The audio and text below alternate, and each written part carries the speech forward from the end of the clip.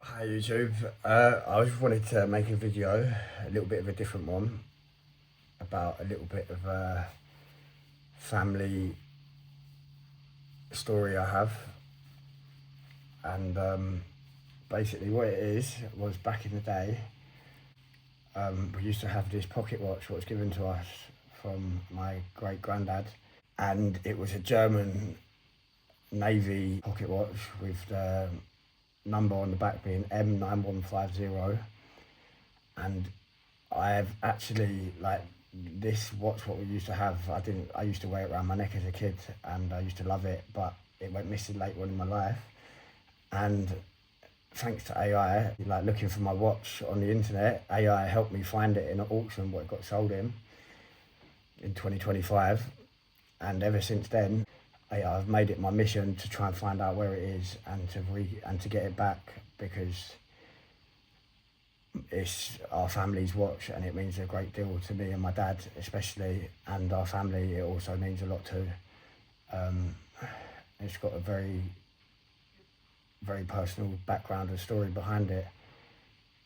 But back to the point is I've managed, whilst doing this research, I've managed to find one of these come up for sale online, and I travelled all the way to Prague to have a look at this watch and to purchase it. And I just wanted to do a video about it because I don't think there is actually one video on the internet with this watch in. These are very rare scientific instruments made by Vacheron and Constantin from mid-30s to till wartime in the 40s, and they were even produced after that, but they're so rare, these certain variant of it, they're not for sale anywhere in the world. But as I make it my mission to get my watch back, I thought I better release some information of what I know and what I've found out about these watches, because there's no information absolutely anywhere on the internet. So if you can put up with me, you might learn something. But this is the watch I've bought from Prague, and the watch what I used to own, but with a different number on the back. As you can see, it's got a M number, and that is the Navy sign for the Kriegsmarine section within the German Navy. Apparently it's quite a large deck watch. It's called a deck watch, but apparently it's quite a large piece. They don't normally come this big, and this is 60mm wide. But it is a 162 caliber RDM. And from what I found out was there was two main batches of these things made, an early batch and a later batch. The reason why this is the RDM variant is because it's got an up and a down indicator, what tells you how much power you've got in the watch before you need to rewind it. And then also it's got a seconds indicator. This is a RDM variant because it's got this and this. So yeah, the 163 variants don't have this one. They've just got that big one at the bottom. But yeah, it's a very beautiful watch. Yeah, this one's in crisp condition, RM9150. It wasn't such in good condition where I've been wearing it around my neck and bashing it here and there and not realising what it was. Anyway, this is how you wind it up. So you literally, all you have to do is wind this clockwise. So you hear it clicking, and then you see a little hand there move a little bit, and then you shake it, and if you can hear it, it starts ticking. But this is the good bit about it. So the back opens up. The back opens up and becomes this. So this one I've got, which is still very nice. It's just not my one, but it is silver. And here's the good bit.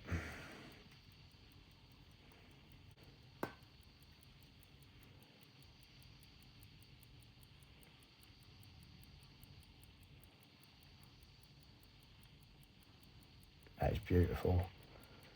And so what I was going to tell you earlier was there was 2 batches of these made, 2 separate production batches, and there was an early batch and a later batch. Now see how you got them gold cogs in there?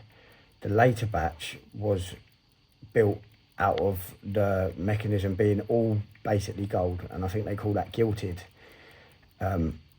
So all the mechanism looks gold on the newer versions, and also there's a number, right, I don't know if you can see it, just there. It's a 444 number. Now the later batch, the second batch, only had 450 numbers in it, and it is confirmed that the German Kriegsmarine had all their watches were 444 movement serial numbers starting in 444. It's a proven fact. But let's shut this up because I don't want to get no dust in there. But just to let you know a little bit, this is a little bit of a sneak peek. But I have been doing some intensive research on this, and so there's that. Let's talk some numbers, and the numbers are as follows, because there's 3 different variants of this watch made out of these batches. So out of these batches of watches what were made, these 2 batches, second batch had a complete total of watches made out of it at 914. Right, out of the 914 watches what were made out of the second batch, there was 166 calibers, a clear face variant, and then there was 163 caliber, a 1 subdial variant for the English, and then there was also 162 RDM variants made out of it for the Germans, as we got here, right?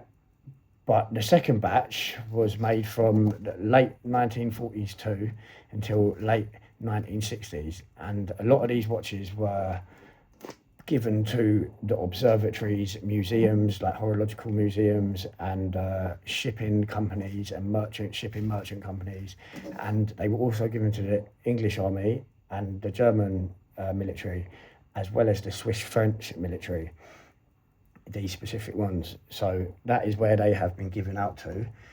But trying to find all the 914 watches plus the so-called 500, you would think you would find quite a lot of them, but I haven't found hardly any, and I found it a complete headache being able to find any. Yeah, they are very, very, very rare. There's not one currently for sale anywhere in the world. And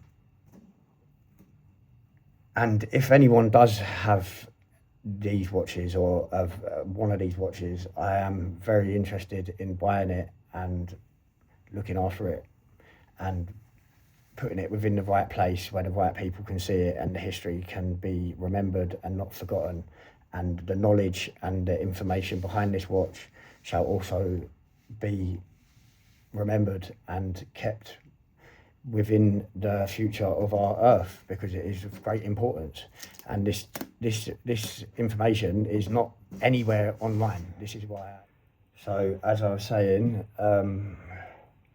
yeah, these watches are so rare and few and far between that I would like to make a collection of them and show them to the world for what they really are. But if you can see, I have actually compiled a list. I'll do a better shot of this.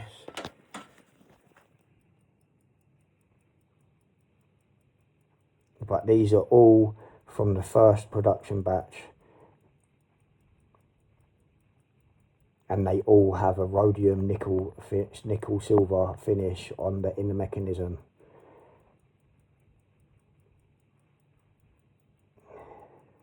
And this is a work in progress project, and I will be creating a monograph, a book containing detailed technical data and information about these specific watches, and within the short future I will also be opening a special watch repair shop for these specific watches as well. And yeah, since this is all due to me losing my watch that I have done all this research and wrote a monograph, a book about it. And I've also managed on the way to be able to travel to Prague and actually find an example of this exact watch I used to have and purchase another one. Like, I feel like the luckiest guy in the world. And these are so interesting, and the stories behind them. I would also agree that that is the world's bestest timepiece ever. And if anyone disagrees, well, look at your watch. See if you go get one of them, because you can't. So therefore, that watch is better than anyone else's watch in the world, because you just can't get one.